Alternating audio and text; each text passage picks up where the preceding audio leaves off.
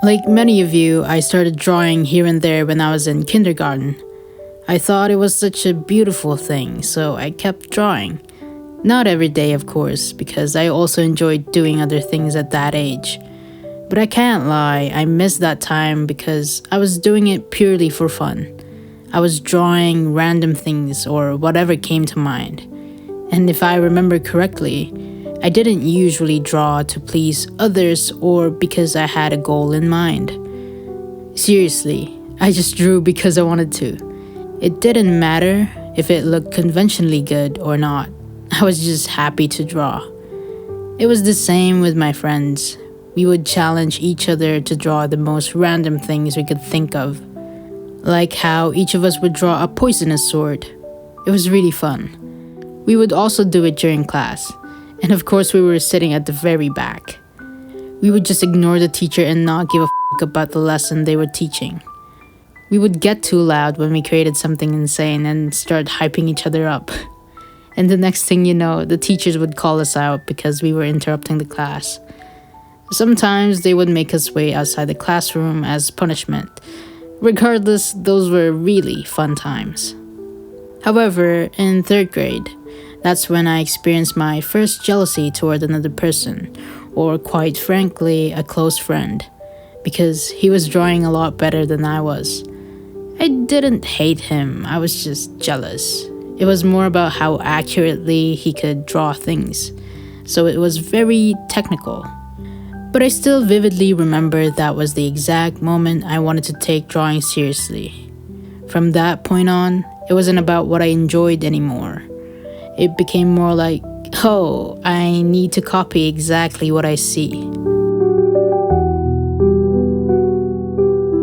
I'm not exactly sure how this jealousy came about, but I remember around third grade, we began to receive more recognition for our technical skills, often due to recommendations from our current teachers to our potential fourth grade teachers. This was important because starting in fourth grade, we had the opportunity to participate in drawing contests. Typically, only 2 or 3 students from each grade would be selected to compete against students from other grades. It was really competitive, to say the least. I began to think that art was merely about being technically precise or skilled. For the most part, I created things that were conventionally good. Yes, it was fulfilling to some extent that I was able to draw things accurately, but I didn't pay much attention to my imagination, or should I say the way I saw things. I didn't exercise my own way of seeing and expressing ideas, so I felt really lost. It wasn't surprising that I didn't create as much art during that time that made me feel fulfilled.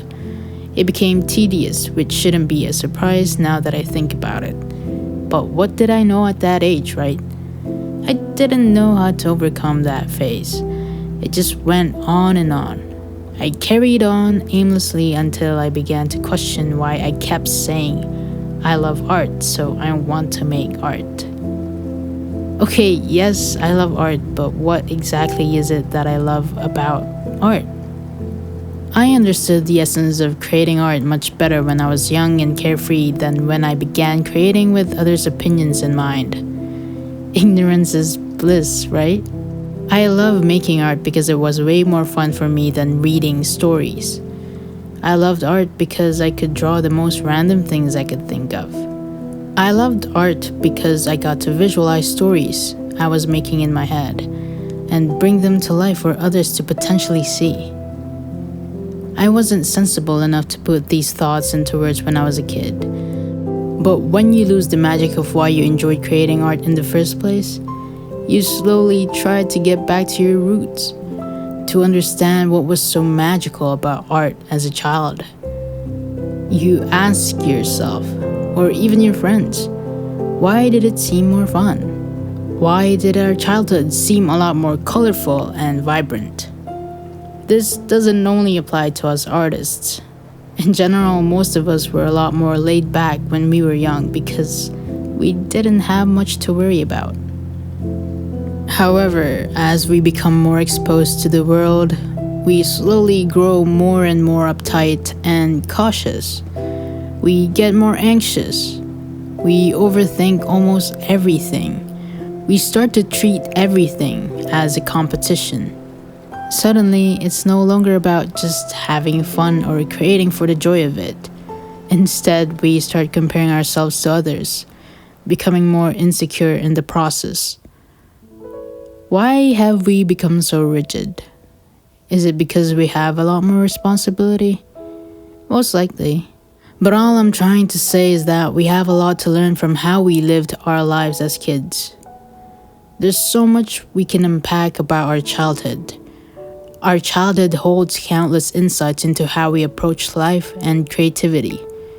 It might be worth a shot to be carefree in our adulthood sometimes.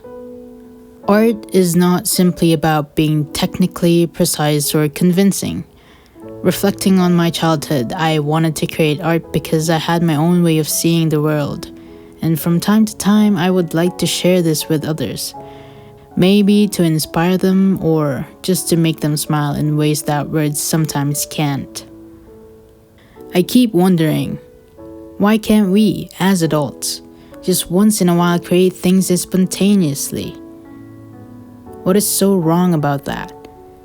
Of course, we're adults and have a lot more responsibility now, but being a little carefree once in a while should be helpful to us in the long run. It's quite hard to think about just drawing for fun with your friends. Well, I would say that as adults, it's even harder to find time to hang out with your friends.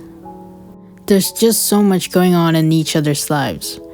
At this stage of our lives, in our 20s and 30s, everyone's busy figuring things out for themselves, which I totally understand. We're all navigating our own paths. And I assume we're all in the same boat, trying to make sense of our lives. Everyone's caught up in their own lives, and that spontaneous fun we once had as kids feels distant, like a memory we can barely grasp.